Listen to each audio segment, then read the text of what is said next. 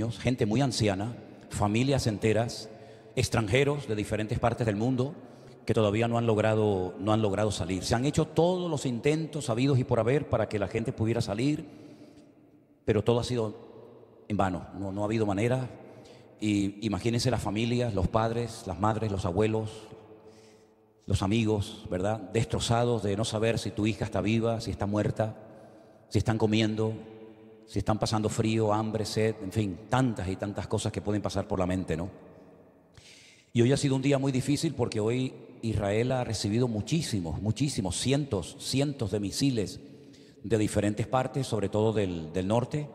Algunos han impactado en casas, algunos han impactado en lugares habitados. Y bueno, gracias a Dios, a la misericordia del Señor y a las defensas y a las medidas preventivas que toma la gente refugiándose en esos refugios que algunos tienen en su casa o en la zona donde viven, hoy podían haber perdido la vida muchas personas, probablemente cientos o miles. Y es un país que está pasando un momento muy complicado, un momento muy difícil. Y yo siempre pienso en los hermanos. Conocemos a muchísimos hermanos, muchos hermanos. Siempre me gusta, lo hicimos en el primer grupo, lo hubiéramos hecho también en el segundo y en el tercero con ustedes, invitar a hermanos de diferentes congregaciones, hermanos que tienen allí también ministerios de ayuda social, de ayuda humanitaria, de ayuda espiritual, para que ustedes los conozcan a ellos, para que ellos también sean consolados con vuestros abrazos y vuestras palabras y en fin, con vuestra presencia. Y hay que orar mucho al Señor, para que el Señor ponga su mano sobre todo en su pueblo y para que todo esto ablande los corazones. Todavía hay mucho corazón endurecido, todavía hay mucha gente enfadada con Dios, todavía hay mucha gente que no entiende que Dios es el que controla la historia y que a veces ocurren cosas duras y difíciles, pero todo tiene un propósito y una razón de ser, aunque no se entienda en el momento, ¿no? Así que por favor pido vuestras oraciones por todos nuestros hermanos, las iglesias, los pastores. Uno de los pastores de Israel, concretamente de la ciudad de Beersheba, donde vivía Abraham, pues estará con nosotros, Dios mediante, en el congreso del próximo año, en el Escorial, el hermano Eduardo. Él no sé si vendrá con su esposa, en principio él me ha confirmado que va a venir. Y él tiene una empresa, es un tour operador, con el cual también trabajamos en estos viajes que hacemos, y vamos a poner un stand con mucha información y con muchas cosas de Israel para que ustedes también puedan disfrutar en esos días, ¿no? Ya prácticamente creo que están todas las plazas cubiertas. Yo siempre le insisto a Saray, ¿hay alguna plaza más? ¿Hay algún hueco? Pero parece que está todo ya cubierto. Entonces ya llevamos 4 años llenando los lugares que hemos alquilado. Los 2 primeros años fueron en Toledo, el tercer año, este año, fue en Alicante, y el próximo año, Dios mediante, en el mes de abril, será en el pueblo del Escorial, un lugar precioso, un lugar muy bonito, donde probablemente, digo probablemente porque como el tiempo está loco, ¿verdad? Habrá frío y tendremos que ir abrigaditos, sobre todo por las mañanas y por las noches. Me han dicho que la comida va a ser mejor que la de este año, así es que tranquilos. Y si no, llévense en las maletas chorizo, jamones, pan, llévense embutido por si acaso. Tenemos que ir con un plan B, por si acaso. Y nos dices el número de habitación donde te hospedas para hacerte una visita nocturna. Bueno, hermanos, los niños pueden pasar a sus clases ya, por favor, ¿sí? Los demás nos vamos a quedar aquí y les voy a invitar que vayan abriendo sus Biblias por el hermoso libro de Josué. El libro de Josué, probablemente lo escribió el mismo Josué. Es un libro que está lleno de grandes lecciones espirituales, de historias extraordinarias. Esta semana, en el culto del día jueves, analizábamos algunas lecciones importantes de dicho libro, y hoy vamos a ver algo, creo que muy interesante, que está registrado en el capítulo 9 del libro de Josué, y se titula Astucia de los Gabaonitas. Vamos a orar un momentito. Padre, gracias te damos por tu palabra, gracias por todos los hermanos que, haciendo un gran esfuerzo, han venido esta tarde para estar aquí con nosotros, Señor, en este culto. Pedimos, Señor, que ahora tu palabra nos hable, nos ministre, nos fortalezca, y que también tu bendición llegue a todos los lugares donde haya alguien conectado, pendiente, Señor, sediento y hambriento de recibir una palabra fresca en el día de hoy. Ponemos este tiempo en tus manos, Señor, en el nombre de tu amado Hijo Jesús. Amén. A veces, cuando vamos con los grupos a Israel, les llevo a un lugar que para mí es muy bonito, porque hay una panorámica espectacular y me refiero a una montaña donde dicen que está enterrado el profeta Samuel. Allí arriba, en lo alto de esa montaña, ya digo, hay una panorámica muy bonita de diferentes partes y también al fondo se puede ver la ciudad de Jerusalén. Y ese edificio está dividido en dos. Una parte es una mezquita musulmana que se puede visitar y la otra parte es una sinagoga donde abajo, bajando las escaleras, siempre allí hay gente orando, leyendo la palabra, en la tumba del profeta Samuel. Cuando está abierta la puerta y nos dejan subir, subimos una escalera muy empinada y llegamos al techo de ese edificio. Y caminamos por la azotea y allí hay muchas cosas que explicar. Y una de las cosas que le digo, mira, allí enfrente, en ese valle, muy cerca de donde estamos nosotros, está Gabaón. Gabaón era el lugar donde Salomón recibió la visita nocturna del Señor y le dijo, pídeme lo que quieras y yo te lo daré. Y fue el lugar donde él le pidió al Señor, como todos sabemos, sabiduría, ¿verdad? En ese lugar, él ese día había sacrificado 1000 bueyes, porque era el lugar alto. Aún no estaba el templo de Jerusalén construido, por lo tanto, cualquier lugar alto servía para ofrendar al Señor o para levantar un altar. Y en ese lugar, en Gabaón, desde el balcón, se puede ver abajo un territorio que era de donde vinieron estos personajes que vamos a leer ahora, los gabaonitas. Se llaman así gabaonitas porque eran de Gabón. Y es interesante que en el versículo 1 la historia comienza diciéndonos lo siguiente. Cuando oyeron estas cosas todos los reyes que estaban a este lado del Jordán, así en las montañas como en los llanos y en toda la costa del mar grande, delante del Líbano, los heteos, amorreos, cananeos, fereceos, heveos y jebuseos se concertaron para pelear contra Josué e Israel. A mí me llama mucho la atención ese versículo, porque no es que se juntaron todos los reyes, que luego entre ellos se mataban y se peleaban, sino que se unen porque tienen un enemigo enfrente al cual también ellos odian y se unen simplemente para unir fuerzas. Pero no solamente en esta ocasión van a pelear contra Israel, sino van a pelear también contra Josué. Y es que yo creo que, y es una opinión personal, que el diablo tiene como una especie de agenda, ¿no? Una especie de lista negra, donde tiene nombres de personas que le causan problemas, personas que le causan bajas en su ejército, personas que por su ministerio, por su testimonio, por su influencia, el diablo quiere eliminarlos. Y Josué era uno de ellos.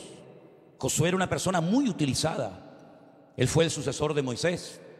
Y en esta ocasión dice que los reyes querían ir a pelear contra Israel, pero también querían quitar del medio y querían eliminar a Josué. Y entonces dice aquí que los moradores de Gabaón, cuando oyeron lo que Josué había hecho a Jericó y a Ai, es decir, las noticias volaban, se oía de las grandes victorias, de las grandes conquistas de Josué. Y entonces dijeron, vamos a unirnos, porque si no nos unimos, vamos a ser destruidos. Ahora, lo interesante es que los gabaonitas no fueron a pelear contra las tropas del general Josué, sino que utilizaron otro sistema. No todos los enemigos que peleaban contra Israel utilizaban siempre la misma técnica. Había enemigos, por ejemplo, que te atacaban por la espalda, como por ejemplo Amalek, que siempre buscaba a los más débiles, a los que iban rezagados, a los que no podían seguir el ritmo de los demás, ancianos, niños, gente enferma. Y ellos se caracterizan por ser un enemigo traicionero, un enemigo que no lo ves venir, pero cuando te das cuenta ya se te metió dentro, y es que es el que te ataca por la espalda. Había otros enemigos que eran expertos en batallas en campos abiertos, en valles, pero sin embargo había otros que eran enemigos muy peligrosos en bosques o en montañas. Hay en el Antiguo Testamento también la historia de cuando un rey contrata a un pseudo profeta llamado Balaán para que maldiga al pueblo de Israel. Él no va a pelear cuerpo a cuerpo, sino que él quiere emplear otra técnica. Él quiere recurrir al mundo espiritual, a los demonios, ¿verdad?, para impedir las conquistas del pueblo de Israel. Y no solamente hace eso, sino que además organiza orgías en el desierto y lleva un montón de muchachas para que seduzcan a los soldados del pueblo de Israel y los hagan caer en pecado. Fíjense las diferentes técnicas o tácticas del enemigo para debilitar al pueblo del Señor. En esta ocasión dice que los gabonitas recurrieron a la astucia, no a las armas, sino a la astucia. Esa palabra astucia aparece ya en el primer libro de la Biblia. La Biblia dice que Satanás era un personaje, un ser astuto, y utilizando esa seducción, utilizando esa astucia, logró llevar al pecado a Eva y posteriormente esta a su marido. Y es esto lo que hacen ahora los gabonitas, emplean de astucia. Y fíjate lo que hacen: fueron y se fingieron embajadores y tomaron sacos viejos sobre sus asnos y cueros viejos de vino rotos y remendados, zapatos viejos y recocidos en sus pies, con vestidos viejos sobre sí, y todo el pan que traían para el camino era seco y mohoso. Vinieron a Josué al campamento en Gilgal y le dijeron a él y a los de Israel: nosotros venimos de tierras muy lejanas, haced pues ahora alianza con nosotros. Y los de Israel respondieron a los heveos: quizás habitáis en medio de nosotros, ¿cómo pues podremos hacer alianza con vosotros? Ellos respondieron a Josué: nosotros somos tus siervos. Y Josué les dijo: ¿quiénes sois vosotros y de dónde venís? Y ellos le respondieron: tus siervos han venido de tierra muy lejana por causa del nombre de Jehová tu Dios, porque hemos oído su fama y todo lo que hizo en Egipto. Y así, con estas palabras, estas lisonjas, ¿no?, con estas palabras muy dulces y muy bonitas, parece como que van conquistando el corazón de los hombres y el mismo Josué. Y todo lo que hizo a los dos reyes de los amorreos que estaban al otro lado del Jordán, a Sehón, el rey de Hesbón, y a Og, rey de Basán, que estaba en Astarot. Por lo cual nuestros ancianos y todos los moradores de nuestra tierra nos dijeron: tomad en vuestras manos provisión para el camino e id al encuentro de ellos y decidles: nosotros somos vuestros siervos, haced ahora alianza con nosotros. Este nuestro pan lo tomamos caliente de nuestras casas para el camino el día que salimos para venir a vosotros, y helo aquí ahora ya seco y mohoso. Estos cueros de vino también los llenamos nuevos, helos aquí ya rotos, porque estos nuestros vestidos y nuestros zapatos están ya viejos a causa de muy largo camino. Y los hombres de Israel tomaron de las provisiones de ellos y no consultaron a Jehová. Si leemos el resto de la historia, Israel cayó en la trampa, incluido Josué. Josué dijo: bueno, nosotros tenemos orden de no pactar, de no hacer alianzas ni amistad con las naciones que se han apoderado del territorio que nuestro Dios nos ha prometido dar a nosotros y a nuestros descendientes. Pero bueno, al fin y al cabo esta gente viene de tan lejos, ¿qué peligro puede haber? No son uno de nuestros vecinos, no son uno de nuestros enemigos, que o se rinden o los tenemos que expulsar. Así que pactemos con ellos. Y dice que tomaron de sus provisiones, así hicieron alianza con ellos, les perdonaron la vida y les juraron que no los matarían. Pero dice en el versículo 16 que pasados 3 días después de que habían hecho alianza con ellos, oyeron que eran sus vecinos y que habitaban en medio de ellos. Y salieron los hijos de Israel al tercer día, llegaron a las ciudades de ellos, y sus ciudades eran Gabaón, Cafira, Berot y Kiriat Jearim. Y no los mataron los hijos de Israel, por cuanto los príncipes de la congregación les habían jurado por el Jehová, el Dios de Israel. Y toda la congregación murmuraba contra los príncipes. Después dice que los convirtieron en personas que se dedicarían toda su vida a cortar leña para los hijos de Israel y a buscar agua para las familias de Israel. Pero ya era demasiado tarde, ya habían pactado con ellos. Y todo esto no se debe simplemente a la astucia que emplearon los gabaonitas, que como cualquier inconverso, impío o pecador actuaron para salvar su vida. El error no estuvo en eso. El error estuvo en lo que dice el final del versículo 14: y no consultaron con el Señor. Y por no consultar con el Señor, por no decir: esperen un momento, vamos a orar, no los conocemos a ustedes de nada, no sabemos si nos están diciendo verdades o mentiras, vamos a esperar un tiempo, unos días, y después nos reunimos y hablamos. No consultaron al Señor. Se precipitaron, les perdonaron la vida, les juraron que no los tocarían, y a los 3 días se enteran de que han cometido el peor error de su vida. Y ya no los podían matar, porque empeñaron su palabra, y la palabra en aquel tiempo, no como hoy en día, tenía un peso. Durante toda nuestra vida nosotros tendremos que tomar continuamente decisiones. Decisiones que nos pueden ayudar a avanzar, o decisiones que nos pueden ayudar a quedarnos estancados y a retroceder mucho en el camino que hemos ganado para el Señor. Decisiones que van a fortalecer nuestra fe o van a traer ruina a nuestra vida. Decisiones que pueden abrir la puerta a futuras bendiciones o hipotecar nuestra libertad. y al final terminar llorando por cosas que podíamos haber evitado. La forma como tomamos una decisión demuestra el nivel de madurez que tenemos. Es así. Así como dije en su momento que las pruebas son proporcionales a nuestro nivel de madurez, la forma como tú reaccionas ante una oferta, ante un puesto de trabajo, ante una futura relación o lo que sea, demuestra en cierto sentido qué tipo de nivel espiritual hay actualmente en tu vida. La gente inmadura tomará decisiones de inmadurez. La gente madura y apegada al Señor y a su palabra consultarán con el Señor y no se dejarán llevar por impulsos, por emociones, por sentimientos, por ofertas, por cosas muy atractivas, pero que a la larga, por no haber consultado previamente con el Señor, se pueden volver en tu contra. Hay muchas lágrimas que se podían haber evitado, muchos sufrimientos que se podían haber evitado si se hubiera previamente consultado con el Señor. Y la Biblia está llena de ejemplos de personas que tomaron buenas y sabias decisiones en un momento oportuno y personas que tomaron pésimas decisiones y lo lamentaron toda su vida, incluso hasta su descendencia. Por ejemplo, Abraham tomó una muy buena decisión cuando recibe el llamado de Dios a dejarlo todo. Sal de tu tierra y de tu parentela a la tierra que yo te mostraré. Él tenía que tomar una decisión. El llamado estaba claro. La voz de Dios la había oído, pero ahora eres tú el que tienes la última palabra. O te quedas o te vas. Obedeces al Señor o te rebelas en contra de su palabra y haces oído sordo, pero nunca podrás decir que el Señor no te dijo lo que quería hacer con tu vida. Él tomó la sabia decisión de dejarlo todo y salir sin saber, dice la Biblia, a dónde iba. Pero fue una sabia decisión.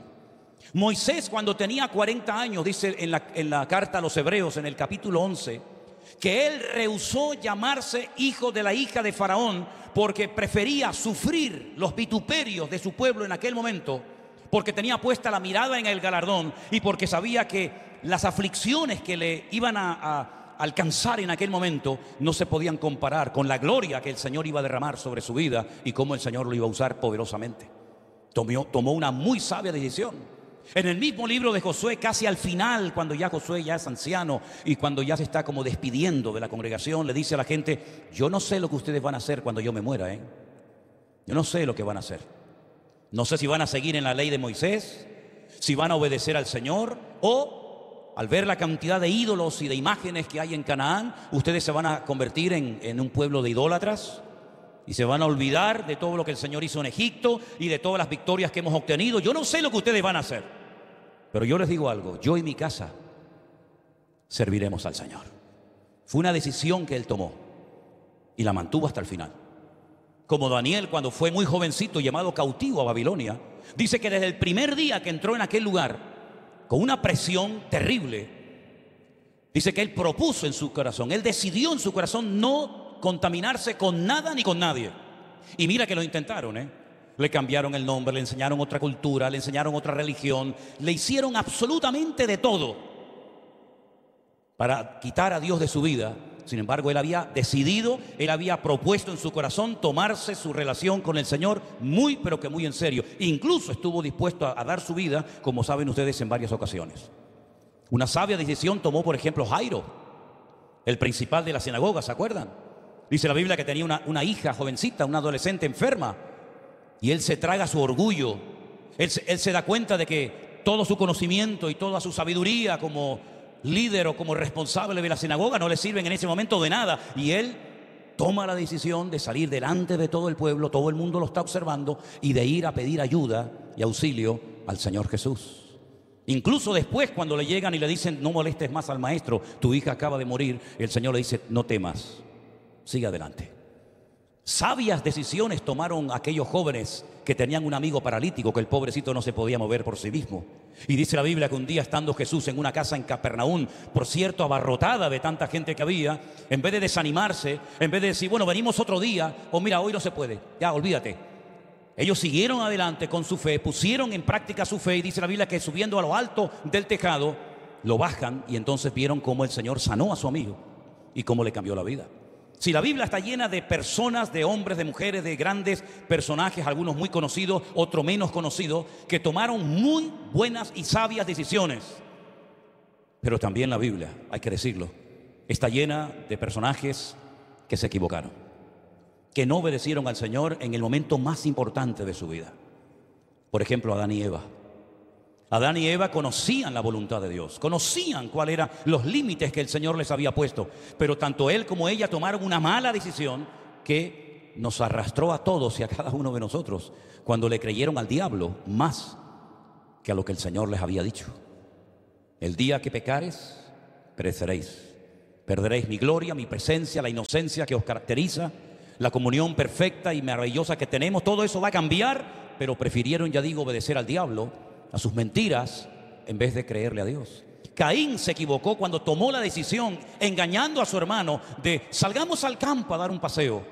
Vamos a tener un ratito de comunión, ¿verdad? Para conocernos un poquito más. Y dice la Biblia que en un momento de despiste, Caín se levanta contra su hermano Caín y dice la Biblia que lo mata.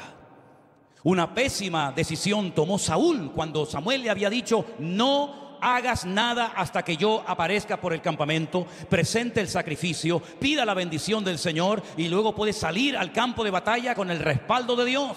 Y dice la Biblia que viendo que Samuel tardaba y no venía, y algunos soldados se ponían nerviosos, y viendo a los filisteos que cada vez se le acercaban más, él dice: bueno, mira, Samuel no viene, ¿qué más da?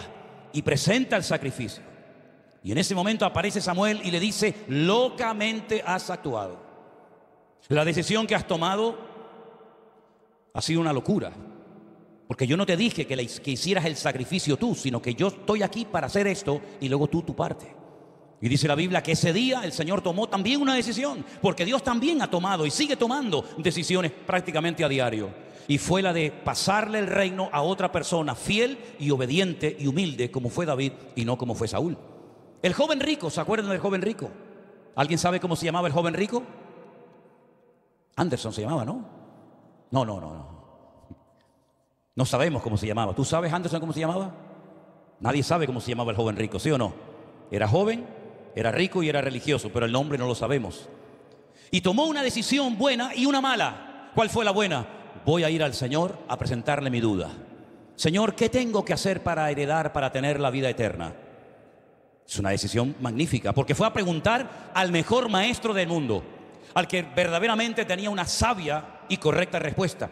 Una decisión muy bien tomada, pero lamentablemente cuando oye la respuesta no le gustó. Y dice que se fue muy triste y tomó una mala decisión de no seguir al Señor y de no obedecer su palabra. ¿Se acuerdan de la mujer de Lot? El Señor le dijo: salgan corriendo, que esto va a salir por los aires en cualquier momento. No miren atrás, no cojan nada, fuera, salgan corriendo. Ya el error había comenzado en su marido cuando, probablemente presionado por sus hijas y por su esposa, ellas querían ir a vivir a la ciudad. Eso de vivir en el campo, en lonas, entre cabras y ovejas, eso con ellas no iba eso. A ellas les gustaban el Carrefour, el Corte Inglés, tener todo a mano, ¿no?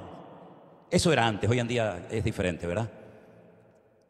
Y el tontorrón de Lot dice: bueno, venga, vamos a ir poquito a poco poniendo las tiendas hacia Sodoma. Y cuando ves a Lot en Sodoma, ya está establecido, sus hijas están a punto de casarse con gente de Sodoma y de Gomorra. Es decir, un desastre, se metió en la boca del lobo, una pésima decisión.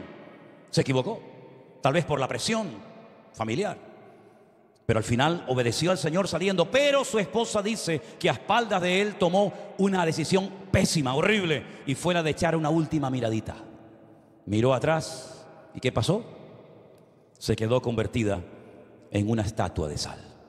Romanos capítulo 12, carta hermosa escrita por el apóstol Pablo, versículos 1 y 2. Tomen nota y apréndanse estos versículos de memoria. Dicen así, Romanos capítulo 12, versículos 1 y 2. Así que, hermanos, os ruego por las misericordias de Dios que presentéis vuestros cuerpos en sacrificio vivo, santo, agradable a Dios, que es vuestro culto racional. No os conforméis, no se adapten a este siglo, a este sistema de valores del mundo, sino transformaos por medio de la renovación de vuestro entendimiento, para que podáis que comprobar cuál sea la buena, agradable y perfecta voluntad de Dios. El mundo está presionándonos, ¿verdad? Nos dicen cómo tenemos que vestirnos, cómo tenemos que hablar, qué cosas tenemos que aceptar, qué cosas tenemos que hacer, qué otras cosas no tenemos que hacer. Sí, el mundo está tratando de moldear, ¿verdad?, nuestro estilo de vida. Y ahí tenemos que tener una buena base y un buen fundamento.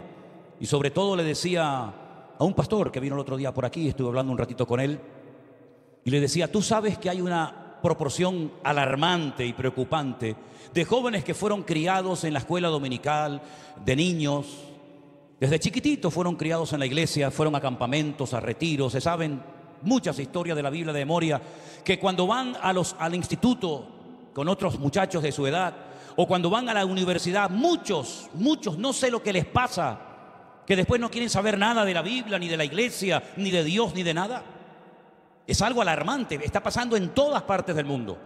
Muchos padres me dicen, mi hijo iba a la escuela dominical, mi hijo estaba en la alabanza, mi hija tocaba el piano en la iglesia, pero cuando fue a la universidad cambió completamente.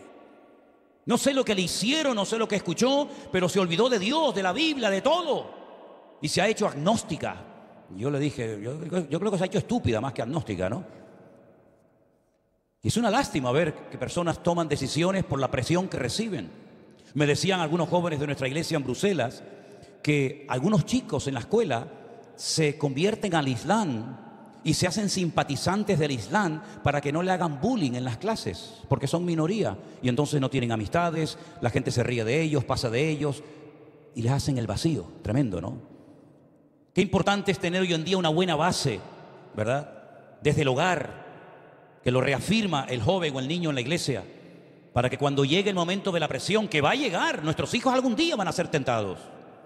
Nuestros hijos un día van a ser probados en cuanto a su fe, que puedan dar la talla y presentar con mansedumbre y reverencia respuestas adecuadas en cuanto a la fe que ellos tienen en su corazón, pero sobre todo informarnos y estar seguros de que nuestros hijos han nacido de nuevo.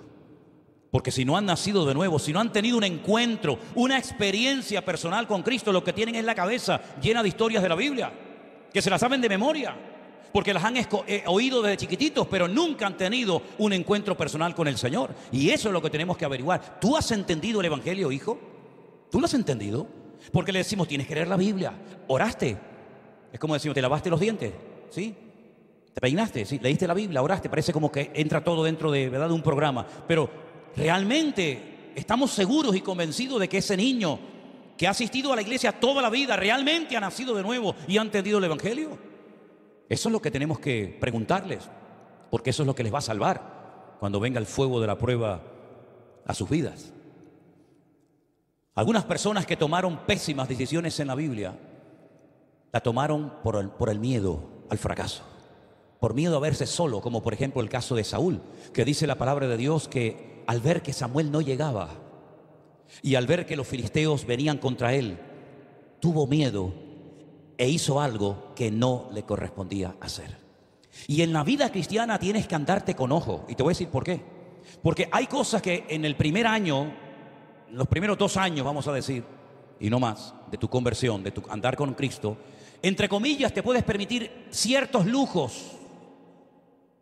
Pero hay un momento en el que si te quieres plantear seriamente tu relación y tu crecimiento espiritual delante del Señor, hay cosas que ya no puedes hacer. Ya no puedes hacer. La palabra del Señor nos enseña que todo nos es lícito, pero no todo conviene.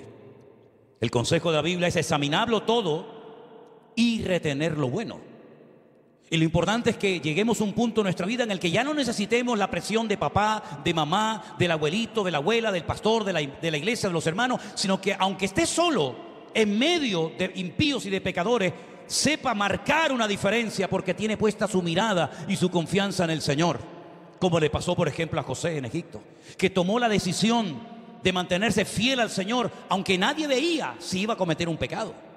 Nadie lo observaba, no había pastor, no había padre, no había madre, no había amigo. Todos eran pecadores, todos eran terribles. Y él era el único que era diferente, pero él no se dejó arrastrar por el sistema de valores, por el modelo de vida de Egipto, sino que él supo que aquella estancia en aquel lugar, incluso en la cárcel, en los peores momentos de su vida, todo aquello tenía un propósito. De hecho, se lo dice años más tarde a sus hermanos: no fuisteis vosotros los que me trajisteis aquí, fue Dios el que usó vuestras vidas para traerme a este lugar. Él supo interpretar las circunstancias de su época. Él supo entender a Dios en medio del dolor. Él descubrió a Dios en medio de la angustia y de la soledad. Y no tenía iglesia, no tenía pastor, no tenía un Nuevo Testamento, no tenía una radio, no tenía nada, pero tenía a Dios en lo más profundo de su corazón. ¿Cuántos dicen amén? Y por eso es muy importante que no le demos lugar a las emociones, que no le demos lugar al miedo, a la angustia, a la preocupación, a la presión de la vida, sino que le demos lugar única y exclusivamente al Señor y a su palabra, obrando y operando dentro de nuestros corazones. Una mala decisión, como no consultar a Dios, trajo una tragedia nacional. Los gabonitas se infiltraron en la vida del pueblo. Seguramente después se terminaron casando unos con otros, cosas que en aquel momento no se podía hacer. Y todo fue porque no consultaron con el Señor. Ahora piensa tú, ¿en cuántos errores has cometido en tu vida porque no consultaste con el Señor? Ahora la pregunta es, ¿por qué hay algunos creyentes que no oran pidiéndole al Señor, Señor, ¿cuál es tu voluntad? ¿Saben por qué? Yo creo que hay creyentes que no oran porque a lo mejor la respuesta de Dios no les va a gustar. Y como saben lo que Dios les va a decir, que es un no rotundo, prefieren hacerse el tonto y no consultar con el Señor. Y si Josué, un gran hombre de Dios, fue engañado por los gabaonitas, fíjate tú dónde quedamos tú y yo, si no consultamos nuestras acciones y nuestras decisiones con el Señor. A veces nosotros creemos que siempre vamos a estar con la misma salud, con la misma fuerza, con la misma vitalidad, y no nos damos cuenta de que la vida nos va cambiando a todos, pero Dios siempre sigue siendo el mismo. Y Él lo que quiere para tu vida y para mi vida y para la vida de todos y cada uno de nosotros, ¿saben lo que es? Lo mejor. ¿Cuántos dicen amén? Lo mejor, hermanos, créeme, lo mejor. Él ve el futuro, yo no lo veo, yo no lo conozco. Yo no sé lo que va a pasar dentro de una hora, pero Él que lo sabe, que lo ve y que lo entiende todo, a veces cierra una puerta, aunque tú digas, pero Señor, ¿por qué? He orado con fe, he pedido con fe, pero no has buscado la genuina voluntad de Dios para tu vida. Y a veces la voluntad de Dios puede ser, nos ha pasado a todos, no coincide con la tuya. Pero nuestra voluntad se puede equivocar, ¿sí o no, hermanos? Pero la voluntad de Dios, la hemos leído esta tarde, es santa, es agradable, es perfecta. Miren cuál era la voluntad del Padre para su Hijo Jesús, ir a la cruz a morir. Jesús dijo, pasa de mí esta copa, Padre, mas no se haga mi voluntad, sino la tuya. Y la voluntad del Padre es que fuera a una cruz a morir. No era que se fuera de vacaciones, no es que se fuera a otro lugar y pasara del sufrimiento y del tormento que le esperaba, sino la voluntad del Padre en aquel momento era la muerte de su Hijo. Porque era la única manera de redimir a la raza humana de sus pecados. Pero el Hijo no fue a regañadientes ni quejándose contra la voluntad del Padre a la cruz, sino que fue, dice, con gozo, y fue obediente hasta la muerte, y muerte de cruz. Y entonces, viendo la actitud de sometimiento, de humildad, de dependencia del Hijo al Padre, el Padre le dio después un nombre, que es sobre todo nombre, para que en el nombre de Jesús se doble toda rodilla y toda lengua confiese que Jesucristo es el Señor, para gloria de Dios el Padre. ¿Cuántos dicen amén? Es decir, como dice ese versículo de Romanos 8, que muchas veces se lo he puesto a la gente ahí cuando le firmo un libro o lo que sea, tengo por cierto que las aflicciones del tiempo presente no son comparables con la gloria venidera que en nosotros ha de manifestarse. Hay gloria después de la cruz, hay vida después de la muerte, hay bendición después del sufrimiento, pero hay que ser obediente y no tener miedo de consultar previamente cualquier cosa con el Señor. Porque nosotros nos podemos equivocar, pero nuestro Dios es perfecto y repito, Él tiene lo mejor para todos y para cada uno de nosotros. Me llama la atención este personaje que admiro tanto como es el rey David. Todos lo conocen, ¿verdad? David era un hombre de guerra, era un experto. Él sabía cómo había que atacar, cómo había que organizar una batalla. Él sabía cuáles eran los puntos débiles del enemigo. Él sabía perfectamente cómo atacar a los amorreos, a los filisteos, a todo el mundo. Pero dice la Biblia que cada vez que iba a la guerra, consultaba con el Señor. Y fue un día a pelear contra los filisteos. Previamente había consultado con el Señor y el Señor le dijo, vete porque la victoria está garantizada. Y fue, y tiempo más tarde fue a pelear otra vez contra los mismos enemigos y dice que otra vez, nuevamente, volvió a consultar con el Señor para ver si era o no la voluntad de Dios que fuera a pelear contra los filisteos en aquel momento. Esa costumbre hay que desarrollarla en nuestra vida. No actuar por impulsos, sino decir, Señor, ¿tú estás en esto? ¿Esto viene de parte tuya? Porque suena muy bonito, ¿eh? Es muy atractivo, ¿eh? Esto no se lo ofrecen a cualquiera. Pero Señor, tú que ves más allá de lo que ven mis ojos, ¿tú estás de acuerdo con esto? ¿Me conviene a mí y a los míos el tomar esta decisión, el cambiar de este trabajo, el cambiar de vivir aquí a irme a vivir allá? No voy a decir casarme con esta o con aquella, no, si eso no, porque eso tienes que tenerlo bien claro, ¿no? Pero hay muchas decisiones que tienes que tomar a diario. Hay gente aquí que a lo mejor está pensando en cambiarse de trabajo porque te han ofrecido más dinero, un mejor horario. ¿Y eso es de Dios seguramente? Ojo, si es de Dios, amén. Pero ¿y si no es de Dios? ¿No será mejor ganar menos, pero estar en el lugar indicado por Dios, que ganar más y estar fuera de la voluntad de Dios? ¿O tú lo que quieres y lo que te mueve es el billetito? Porque si el diablo sabe que a ti lo que te mueve es el billetito, mañana te van a venir a ofrecer un trabajo espectacular. Porque sabe que esa es tu debilidad. Y el diablo va a utilizar siempre tu debilidad para llevarte a su terreno. ¿Saben quién es el ser más astuto de todo cuanto existe en el planeta Tierra? ¿Quién? Satanás, el diablo. Ese sí que sabe ser astuto. Ese es capaz hasta de manipular la Biblia, de utilizar hasta la Biblia para seducir nada más y nada menos que al mismísimo Señor Jesucristo. Cuando él vio en el desierto que el Señor había decidido no pecar, él había decidido agradar al Padre, y él no tenía que demostrarle a nadie nada, porque ya el Padre días atrás había dicho, el día de su bautismo en el río Jordán: este es mi Hijo amado, en el cual tengo complacencia. Y ahora viene y si eres el Hijo de Dios, dile a estas piedras que se conviertan en pan. Es que yo ya sé que soy el Hijo de Dios, porque primeramente lo sé, y segundo lugar, mi Padre ya ha hablado, ya lo ha dicho. Pero así que yo no tengo que demostrarte a ti nada. Pero fíjate cómo el diablo en esas tentaciones, hay un momento que cita un texto bíblico, pero el Señor sabe que lo está sacando de su contexto para hacerlo pecar. Y hay personas que han tomado decisiones equivocadas utilizando textos de la Biblia. Y esto es muy delicado y muy peligroso. Porque dice, no, es que yo leí la Biblia y el Señor me habló. ¿Dónde te habló? ¿Qué te dijo? No, me dijo esto y aquello, pero un momento. Esa palabra, ese versículo que leíste, ¿cómo sabes que era para ti?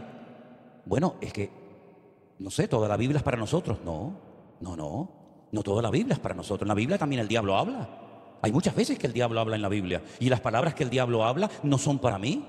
Tengo que analizarlas y decir, no, esto lo dijo el diablo.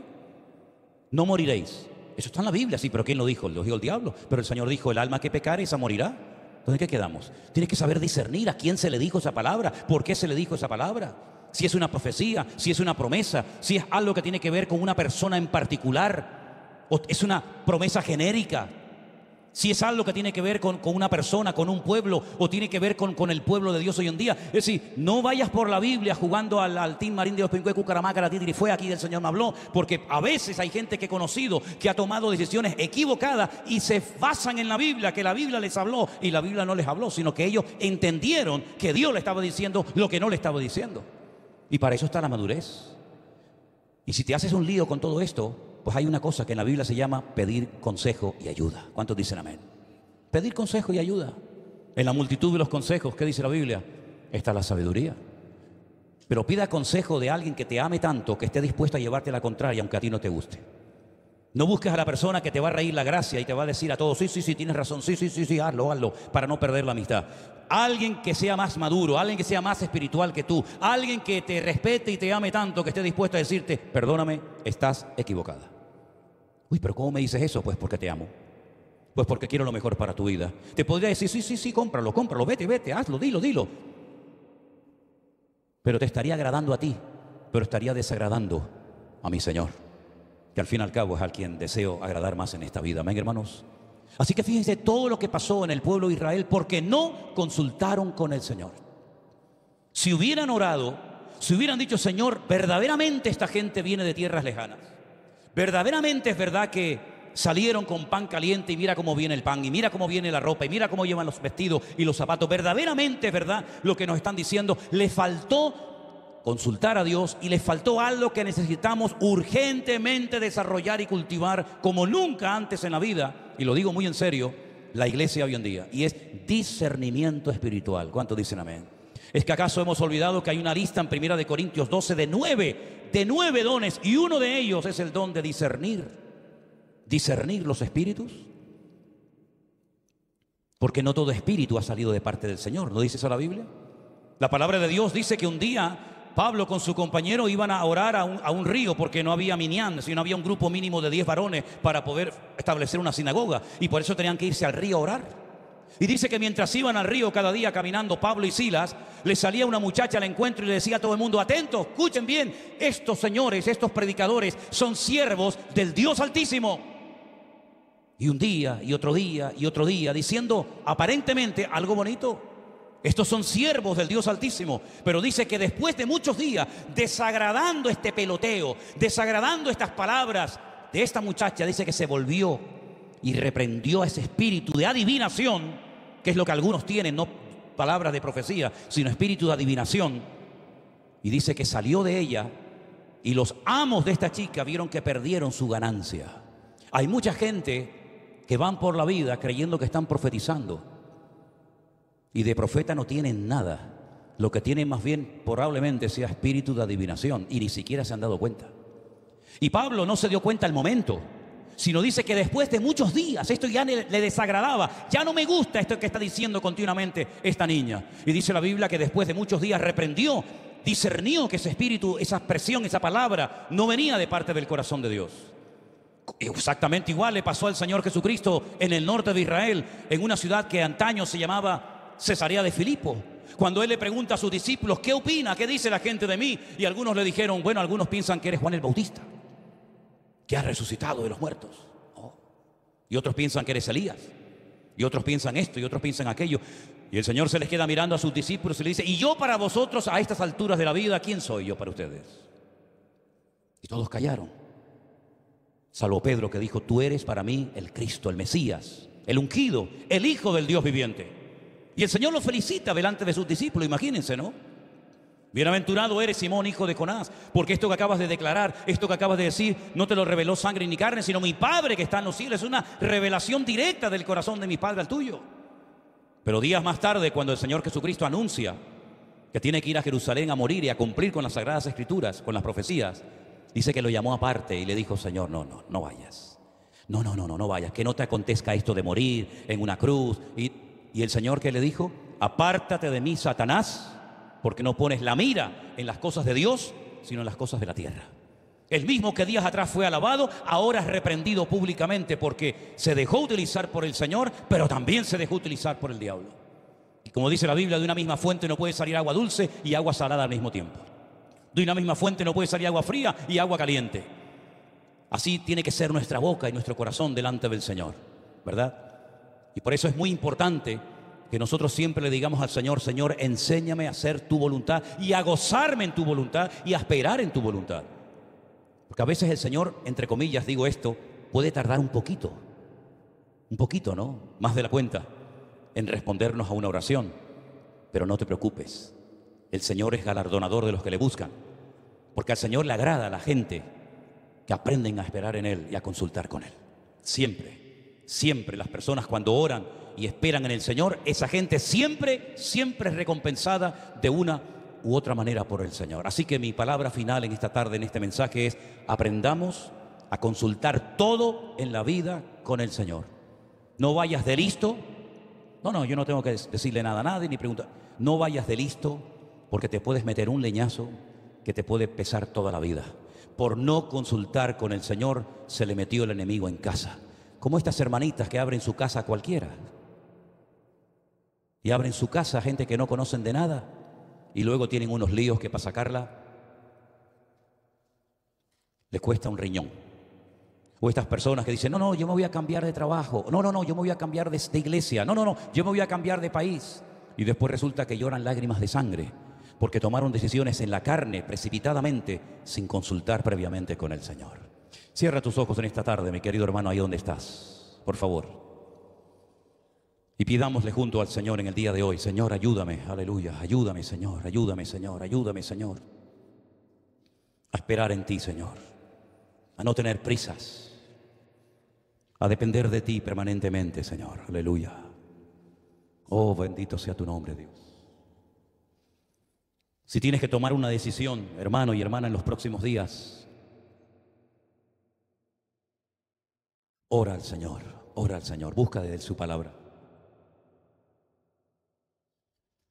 No te precipites, no digas: no, o sí, no, tranquilo, no corras. Deja que el Señor, aleluya, deja que el Señor tome las riendas de tu vida. No tengas ninguna prisa, al contrario, aprende a esperar en el Señor. Aleluya. Gracias, mi Dios. Gracias, Señor Jesús. Ponga sus decisiones, ponga su vida en las manos del Señor y deje, aleluya,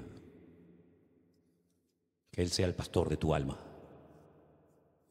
Decisiones con un trabajo, decisiones con un hijo, decisiones con tu salud. Ponga todo en las manos del Señor. Nosotros teníamos que estar ahora mismo en otro país. Sin embargo, el Señor tenía otros planes. ¿Para qué nos ha traído aquí? Tal vez algunos para que escucháramos esta palabra. No lo sé, Dios lo sabe. Pero sea como sea, mi querido hermano, mire al Señor y confíe en Él y Él hará. Aleluya. Nos ponemos de pie, queridos hermanos. No es el momento de volver atrás. No es el momento de abandonar. Sigue adelante, mirándolo a Él. Pronto llegaremos al hogar. Aleluya. Olvidando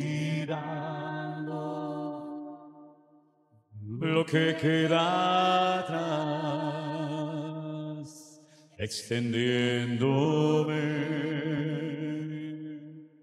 lo que está delante. Prosigo a la meta, al llamado de mi Dios, con paciencia llegaremos al hogar. Dígalo conmigo. No es el momento de volver atrás. No es el momento de abandonar. Sigue adelante,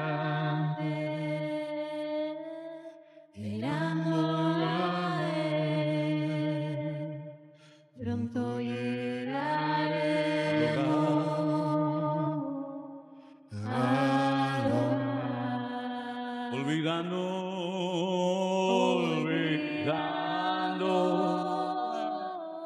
lo que queda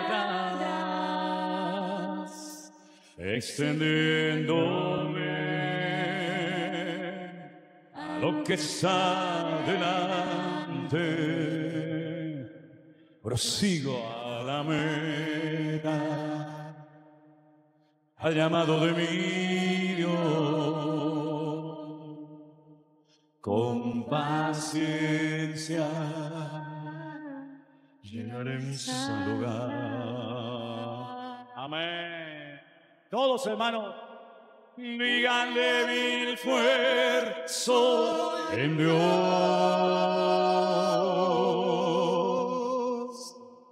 En Cristo yo soy más que vencedor.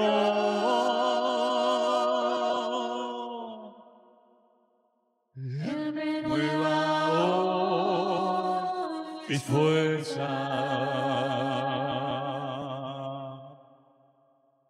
Hay victoria en el nombre del Señor.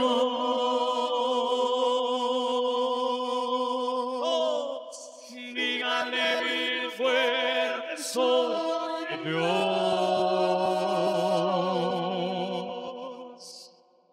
En Cristo yo soy más que vencedor.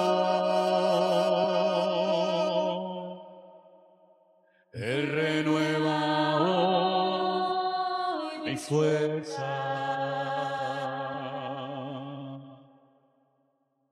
Hay victoria en el nombre del Señor.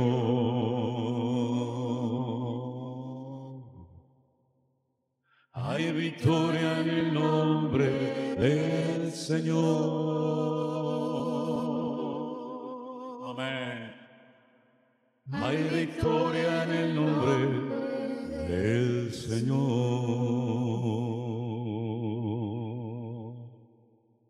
Amén. Sin lugar a dudas, la mejor decisión que puedes tomar en la vida es la de recibir a Cristo en tu corazón como tu Señor y Salvador personal. Si en esta tarde hubiera entre nosotros alguna persona que quiere tomar la decisión de entregarle su vida a Cristo, decisión que usted tal vez nunca ha tomado, ahora es el momento de tomar esa decisión. Mañana puede ser demasiado tarde. ¿Hay alguien entre nosotros que por primera vez en su vida tal vez le quiere entregar su corazón, su vida a Jesús, para que a partir de ahora sea tu Señor y Salvador? Si así fuera, nos gustaría orar por ti. Levanta tu mano y me lo indicas y oramos en este momento por tu vida, para que puedas entregarle tu corazón 100% al Señor. ¿Alguien quiere entregarle su vida a Jesús? Dios te bendiga. ¿Alguien más? Dios les bendiga. Dios te bendiga a ti también allá atrás. Cerrad vuestros ojos todos conmigo. Y no es que sea una fórmula mágica, ni mucho menos. Es simplemente una forma sencilla de presentarte y de guiarte a mi Señor. Di conmigo: Señor Jesús, me rindo a ti en esta tarde, Señor.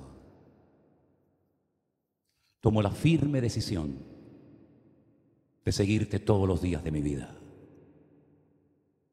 Perdona mis pecados, Señor, dígalo conmigo. Perdona mis pecados. Límpiame con tu sangre, Señor. Y ayúdame, Señor, a mantenerme firme en tus caminos todos los días de mi vida. Hoy decido convertirme a Cristo. Dígalo conmigo. Hoy decido entregarle mi vida a Cristo.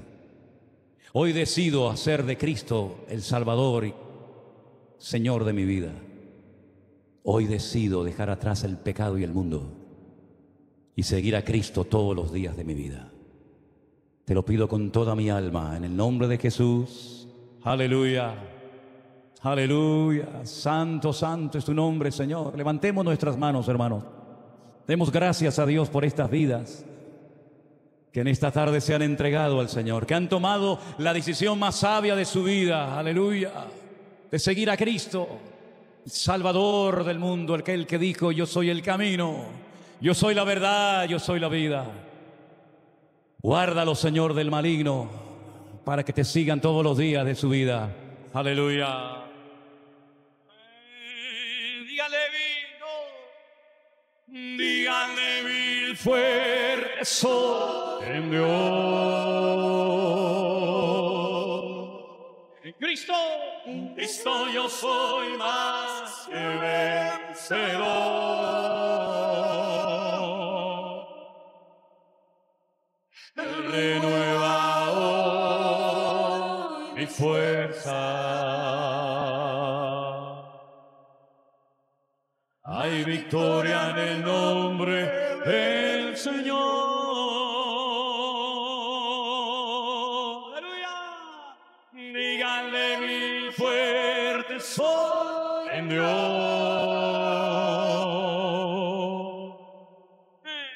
En Cristo yo soy más que vencedor.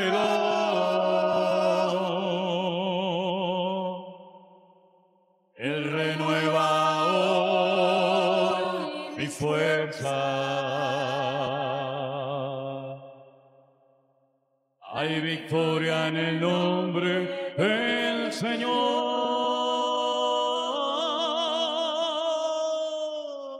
Hay victoria en el nombre del Señor.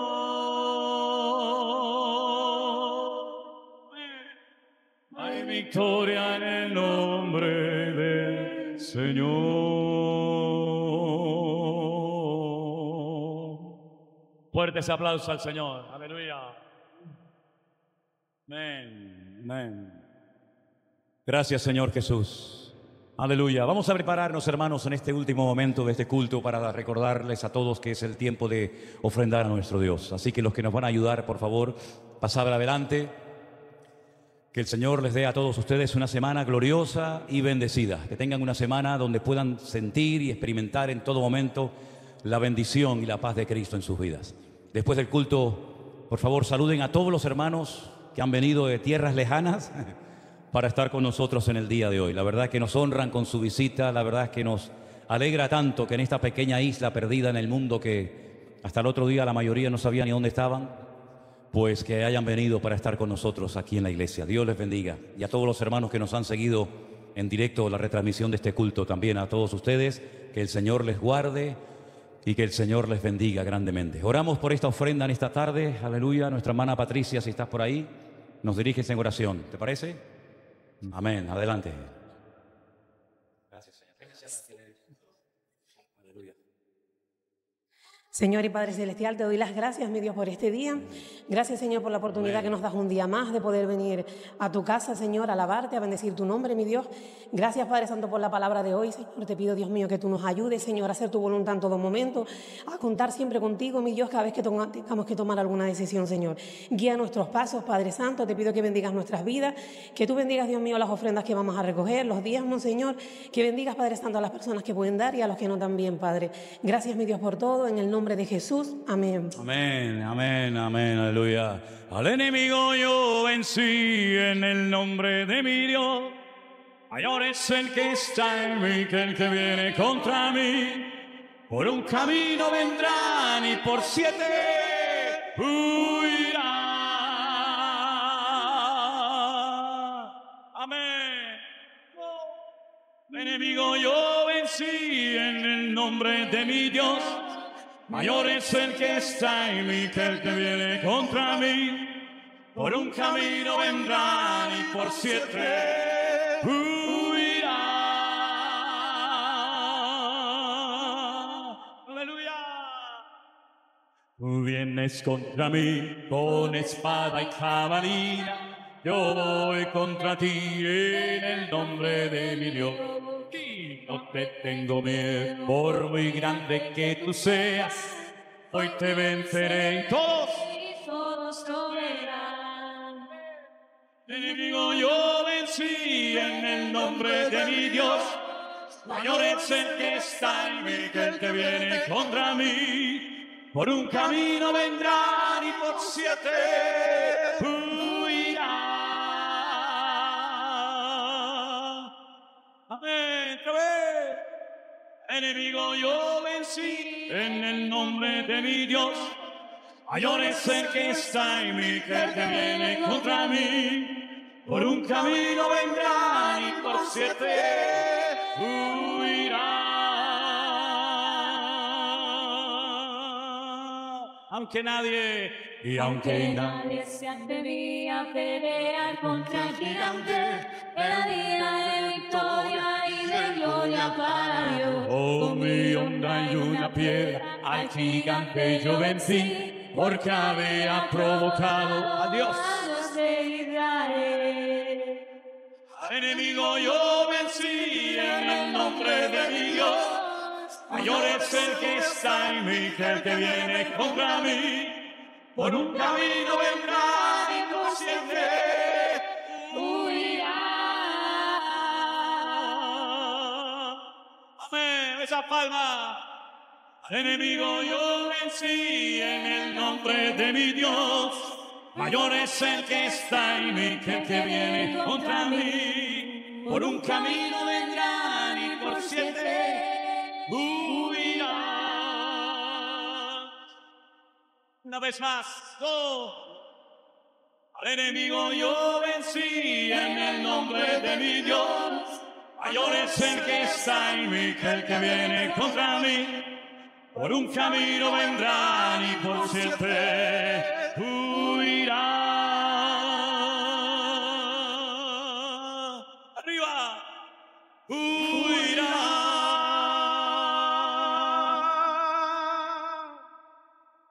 Amén. Dios les bendiga, mis queridos hermanos. Saluda a su hermano con un abrazo, con un sincero y fuerte Dios te bendiga. Y sobre todo saludemos a nuestros hermanos que nos acompañaron en esta tarde. Aleluya. Enemigo yo vencí en el nombre de mi Dios. Mayor es el que está en mí que el que viene contra mí. Por un camino vendrán y por siempre huirán.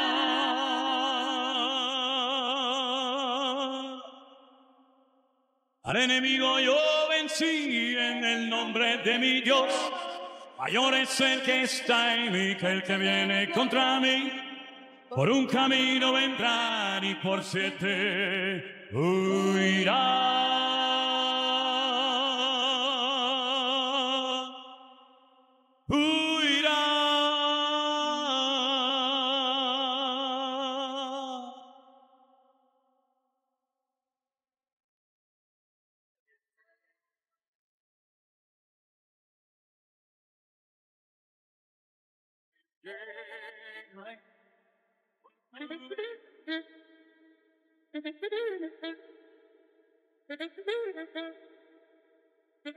Tiene roto el corazón de tanto sufrir y llorar. Tienes que aprender a descansar en Dios.